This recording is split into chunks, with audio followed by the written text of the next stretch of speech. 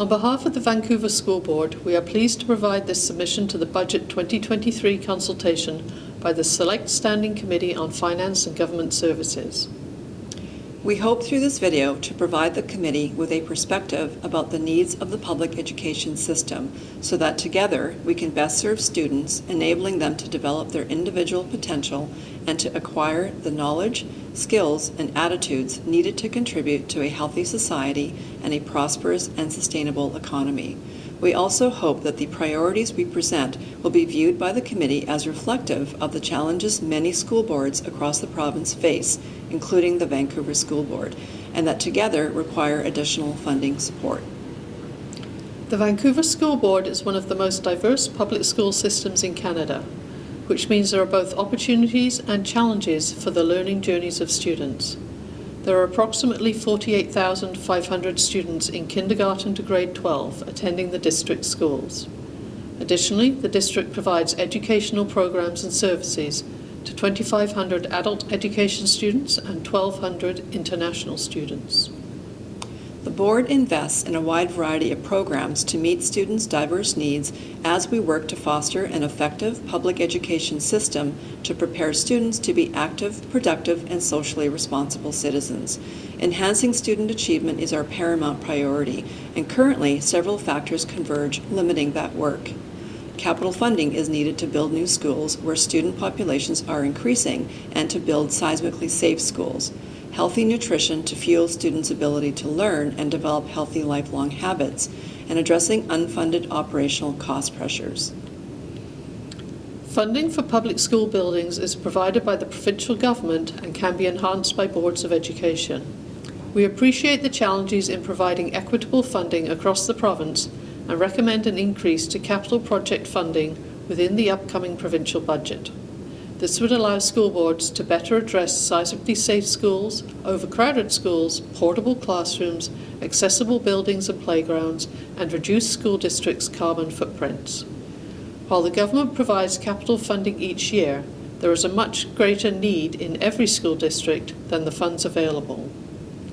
Specifically, additional funding is needed to address rapidly changing populations in areas across the province and specifically in several neighbourhoods in Vancouver. It is vital that the government increases funding to expand school spaces in areas experiencing rapid population growth, as this results in students not being able to attend their local school. We also urge the committee to recommend additional funds be allocated to accelerate the provincial seismic program. We appreciate the strides made to address this important safety matter. Specifically, here in Vancouver, since 2017, the Ministry of Education has approved 12 major capital projects with a total budget of $325 million to seismically upgrade 6 schools and replace 6 schools.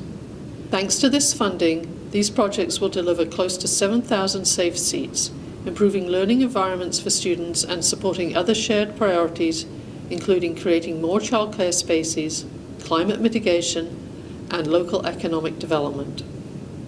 However, since the 2019-20 school year, the Vancouver School Board has not received new major capital approvals, and 3 seismic projects already in development from previous years have been deferred. In our district, there are still 12 secondary schools and 33 elementary schools or annexes, with more than 22,000 students that have a high seismic rating risk and no path forward for seismic mitigation. In addition to stalling the progress of enabling all students to attend seismically safe schools, the lack of capital funding also brings increased financial pressure due to the ongoing and rising costs of operating older facilities, including repairs, maintenance, and energy costs. Safe, modern, and vibrant learning environments are a key component to educating the province's children. So too is the basic right of healthy nutrition. As an endorser of the Coalition for Healthy School Food, the Vancouver School Board understands that food programs are linked with positive impacts on children's mental health, including reductions in behavioral and emotional problems, bullying, aggression, anxiety, and depression. We strongly advocate for a universal cost-shared school food program for Canada and call upon the province of British Columbia to contribute additional funding to ensure every student has healthy, culturally appropriate, and sustainable food to fuel their learning brains and bodies. Our board has formed a food framework ad hoc committee to advise us on the development of a holistic 10-year vision and food framework. The committee will present its recommended vision at the June 27, 2022 public board meeting. We know that to realize that vision, significant investment will be required. We urge the Select Standing Committee to recommend additional targeted funding to support school food programs.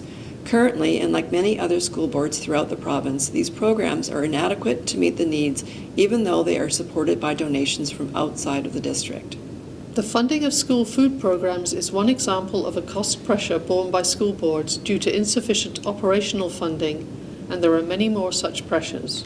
Therefore, we urge the Government to address Recommendation 18 in the Funding Model Review Panel report, calling on the Ministry of Education to identify net cost pressures and new program expenditures, and ask that, as part of the annual provincial budget process, these costs be brought to Treasury Board for consideration when the funding for public education is set. Unfunded cost pressures, including inflationary pressures, salary increases for exempt staff, principals and vice principals, related employee benefits, and the increasing need to supply society-focused training in areas such as anti-racism impact the ability of school boards to provide for all the needs within our province's publicly funded system.